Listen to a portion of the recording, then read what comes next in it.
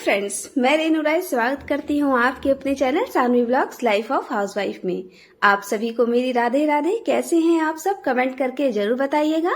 आशा करती हूँ आप लोग स्वस्थ होंगे, मस्त होंगे, खुश होंगे।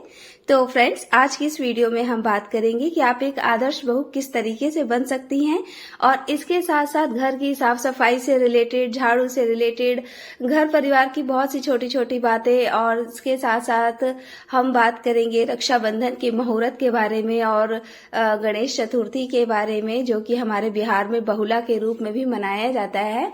और फ्रेंड्स, इसके अलावा देखिए आज मैं कहाँ घूमने गई थी, और इन्हीं सबसे संबंधित बातें आज इस वीडियो में होंगी। तो फ्रेंड्स, अगर मेरा वीडियो आपको पसंद आए तो प्लीज मेरे चैनल को सब्सक्राइब करके वीडियो को लाइक कर दीजिएगा और बेल आइकन को प्रेस जरूर कर दीजिएगा, ताकि मेरी किसी भी वीडियो की नोटिफिकेशन आप तक सबसे पहले पहुंच सके। तो चलिए शुरुआत करते हैं आज के ब्लॉग की।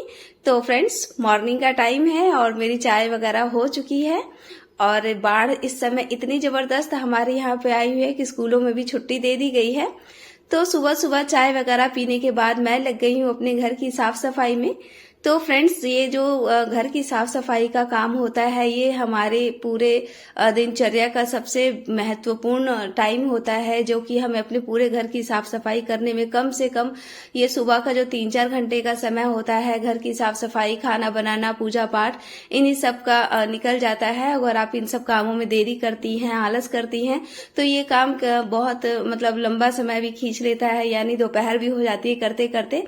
तो कोशिश कीजिए कि आलस बिना किए आप समय पे अपना सारा काम सही से कर लें। तो फ्रेंड्स, एक आदर्श बहू की बात की जाए तो एक आदर्श बहू के लक्षण सबसे ज्यादा यही होते हैं कि वो कम बोले।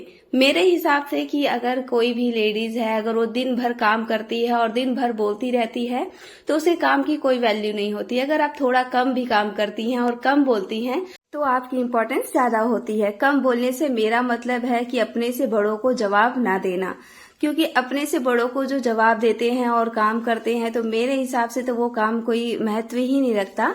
वैसे आपकी मर्जी, जैसा आपको सही लगे, लेकिन मेरी जो सोच है, मेरी मम्मी ने जो सिखाया, मैंने वो बताया आप लोगों को।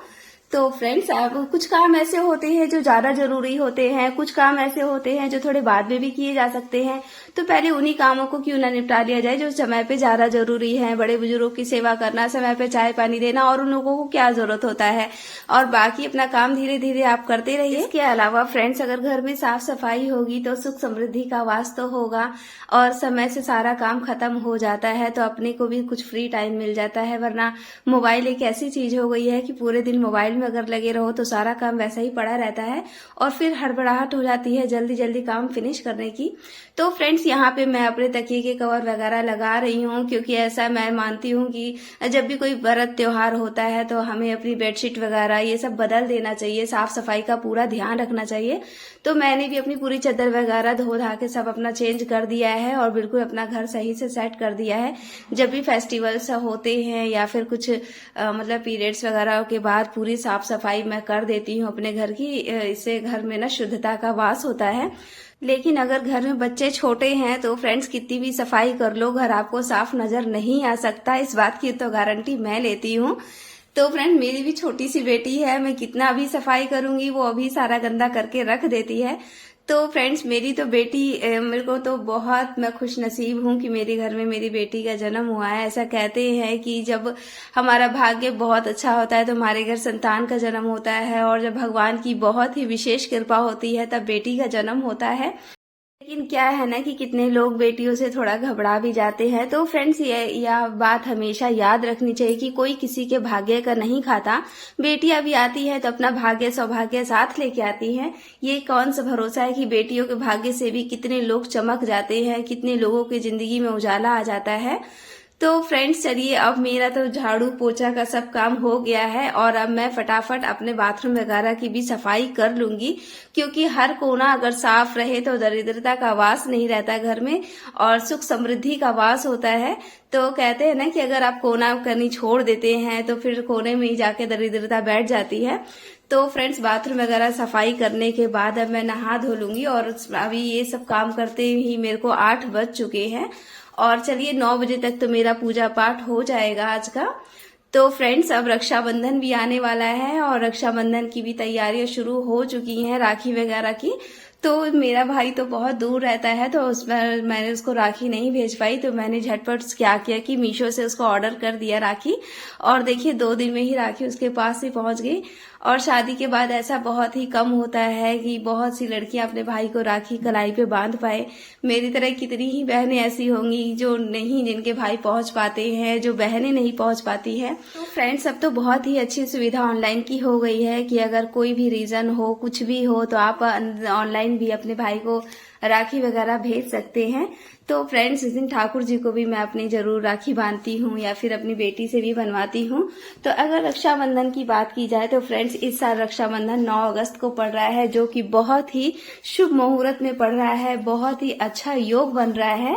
इस बार श्रावणी पूर्णिमा जो है वो 9 तारीख की पड़ रही है, और सबसे अच्छी बात है कि नक्षत्र भी है, तिथि भी है, और दिन भी बहुत ही शुभ है। तो फ्रेंड्स, अभी शुभ होने के कारण भी ये रक्षाबंधन बहुत ही ज्यादा खुशी देने वाला भी है। इस बार की पूर्णमासी को बहुत ही अद्भुत संयोग बन रहे हैं, जो कि 95 वर्ष के बाद बना है, और इस दिन भद्रा नक्षत्र भी नहीं है। और अगर शुभ मुहूर्त की बात करें तो शुभ मुहूर्त फ्रेंड्स 9 अगस्त को 1:24 तक ही है। आप क्योंकि भद्रा नक्षत्र जो है 9 तारीख को 2 बजे रात्रि में ही खत्म हो जा रहा है। लेकिन फ्रेंड्स, राखी बांधते समय राहु काल का भी आप विशेष ध्यान रखिएगा कि राहु काल के समय भी राखी नहीं बांधी जाती है, और राहु काल जो है वो 9:07 से लेके 10:47 तक है। और फ्रेंड्स, इसके बाद आप राखी बांधिए 1:24 तक, इसका मुहूर्त बन रहा है। और फ्रेंड्स, शुभ मुहूर्त के साथ साथ शुभ सौभाग्य योग भी बन रहा है। इसका मतलब यह है कि जब बहन भाई को राखी बांधती है तो उसकी आयु बढ़ती है, लेकिन इस बार सौभाग्य योग जो है वो ऐसा है कि इससे बहन का अच्छा स्वास्थ्य ठीक रहेगा, और बहन के परिवार की भी सुख सन्नति तरक्की होगी। अगर आप 1:23 तक राखी नहीं बांध पाती हैं तो आप शाम के 4 बजे तक भी राखी बांध सकती हैं, क्योंकि श्रावणी नक्षत्र शाम के लगभग 4 बजे तक रहेगा। और आप राखी बांधते समय फ्रेंड्स, बहुत कुछ महत्वपूर्ण नियम है जो हमें ध्यान में रखने चाहिए। और मैं आपको बता दूं कि ये मैं कौशिक जी महाराज का प्रवचन सुनती हूँ, तो मैंने उन्हीं के प्रवचन में सारी बातें सुनी थी। तो फ्रेंड्स, कौन कौन से ऐसे महत्वपूर्ण नियम हैं जिन्हें हमें ध्यान रखना चाहिए? तो फ्रेंड्स, भाई की कलाई पे राखी बांधते समय आपको राखी में 3 गांठें लगानी बहुत ही जरूरी हैं, और इसके अलावा भद्रा नक्षत्र का भी विशेष तौर पे ध्यान रखिए। अगर भद्रा नक्षत्र के बारे में मैं आपको बताऊं तो भद्रा जब स्वर्ग में रहती है तो धन धान्य की वर्षा होती है, पाताल में रहती है तो धन धान्य के सारे रास्ते खोल देती है, और जब भद्रा मृत्यु लोक में रहती है तो फ्रेंड्स बने हुए काम भी बिगड़ जाते हैं। इसीलिए हमें भद्रा से भी बचना चाहिए, इसीलिए भद्रा को अशुभ माना जाता है। और इसके साथ साथ राहु काल का भी आप बहुत ही अच्छे से ध्यान रखें कि राहु काल के समय भी ना बांधे। और फ्रेंड्स, हमेशा सिर ढक के राखी बांधनी चाहिए, अपना भी और अपने भाई का भी। और काले कपड़े पहन के ना आपको राखी बांधनी चाहिए और ना ही भाई को राखी बनवानी चाहिए। तो फ्रेंड्स, ये बहुत ही कुछ इंपॉर्टेंट नियम थे जिन्हें हम इग्नोर कर देते हैं, लेकिन इन खास बातों का जरूर ध्यान रखना चाहिए। और इसके साथ फ्रेंड्स, 12 अगस्त को गणेश चतुर्थी का पर्व पड़ रहा है, जो कि हमारे बिहार में बहुला चौथ के नाम से भी जानते हैं, जिसे महिलाएं संतान की लंबी आयु, उनके स्वास्थ्य के लिए कामना करते हुए व्रत रखती हैं, और पूरे दिन निर्जला रहा जाता है। और उसके बाद गणेश जी की पूजा पाठ करके चंद्र भगवान को अर्घ देके इसमें फलाहार किया जाता है। तो फ्रेंड्स, ये सब कुछ जरूरी बातें थी जो कि मैंने प्रवचन में सुनी और मैंने अपने वीडियो में आप लोगों के साथ शेयर की। ये मेरी कुछ जानकारी अगर आपको अच्छी लगे हो तो प्लीज मुझे कमेंट करके जरूर बताइएगा। और देखिए, शाम हो चुकी है और मैं आ गई हूँ अपने छत पे कपड़े उतारने के लिए। तो पूरे दिन अच्छा मौसम था, लेकिन अब शाम के समय थोड़े से बादल वगैरह घिर रखे हैं, तो मुझे डर था कहीं भीग ना जाए। तो फ्रेंड्स, इसलिए मैं अपने कपड़े वगैरह उतार के ले जा रही हूँ। झाड़ू वगैरह मैंने लगा ली है। अगर झाड़ू के बारे में बात करें तो फ्रेंड्स, कभी भी रात्रि के समय आप झाड़ू ना लगाइए, क्योंकि रात्रि के समय जब आप अपने घर में झाड़ू लगाना शुरू कर देते हैं तो उसी दिन से घर में धन की हानि होने लगती है। और इसके साथ साथ माँ लक्ष्मी की कृपा भी हमारे ऊपर नहीं रहती है। दूसरा कारण है कि नकारात्मक ऊर्जा और दरिद्रता। आप कितना भी धन बटोर ले, लेकिन आपके घर में धन इकट्ठा नहीं हो सकता, और रात्रि में झाड़ू लगाने से माँ लक्ष्मी का भी अपमान होता है।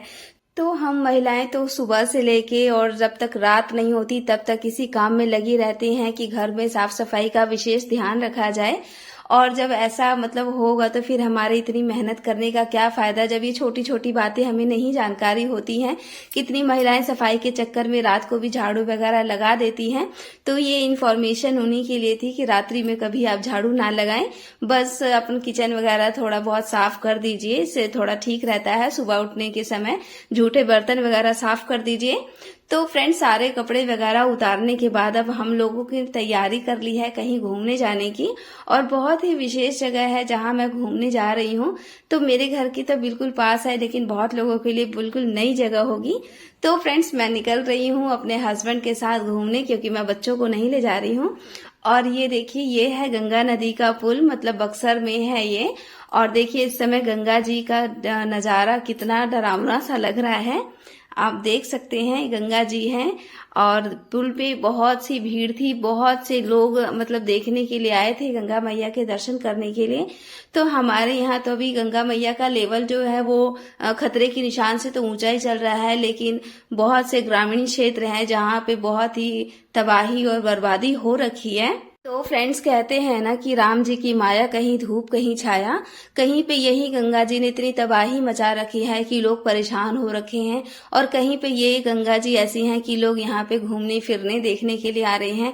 तो फ्रेंड्स, अब क्या कर सकते हैं इस चीज में, जहाँ पे जैसा है वो वैसा अपना फॉलो कर रहा है। तो मैं भी अपने हस्बैंड के साथ आई थी यहाँ पे गंगा जी के दर्शन करने के लिए। तो फ्रेंड्स, इतना डर लग रहा था, ध्यान से देखने पे तो लग रहा था जैसे चक्कर आ जाएगा और गंगा जी में हम लोग गिर जाएंगे। ऐसा लग रहा था जैसे पुल पीछे की तरफ भाग रहा था। और मैं क्या बताऊं आपके मतलब अपनी फीलिंग्स के बारे में कि मुझे कैसी मतलब लग रहा था उस समय। और इतनी पर्यटकों की भीड़ थी, आवाजाही थी, और समझ लीजिए कि 1 किलोमीटर का ये लंबा पुल है और भीड़ बहुत ज्यादा थी। और इतना ही नहीं, गांव से मैं जब आ रही थी तो रास्ते में भी बहुत लोग खड़े थे, गंगा जी को देख रहे थे, क्योंकि गंगा जी का जो पानी है वो मेरे घर के बिल्कुल पास आ चुका है। और यहाँ पे मैं और मेरे हस्बैंड वीडियो बना रहे थे। तो कई जगह तो मेरी वीडियो में फेस नहीं आया अच्छे से, क्योंकि इन्होंने सही से नहीं बनाई थी। तो फ्रेंड्स, चलिए आज का मेरा ब्लॉग आपको कैसा लगा प्लीज मुझे कमेंट करके जरूर बताइएगा। और घर की सुख समृद्धि के लिए साफ सफाई करते रहिए, अच्छे से रहिए, और आदर्श बहू का अपना एग्जाम्पल क्रिएट कीजिए। और इसके साथ साथ रक्षाबंधन के मुहूर्त जो मैंने आपको बताया, आप उसकी जानकारी कैसी लगी वो भी बताइएगा। तो फ्रेंड्स, यहाँ से घूमने फिरने के बाद अब मैं सीधे अपने घर जाऊंगी, क्योंकि मैं स्पेशली यहीं के लिए ही आई थी। और ये देखिए गंगा जी का जल स्तर जो है वो दिन प्रतिदिन बढ़ता ही जा रहा है।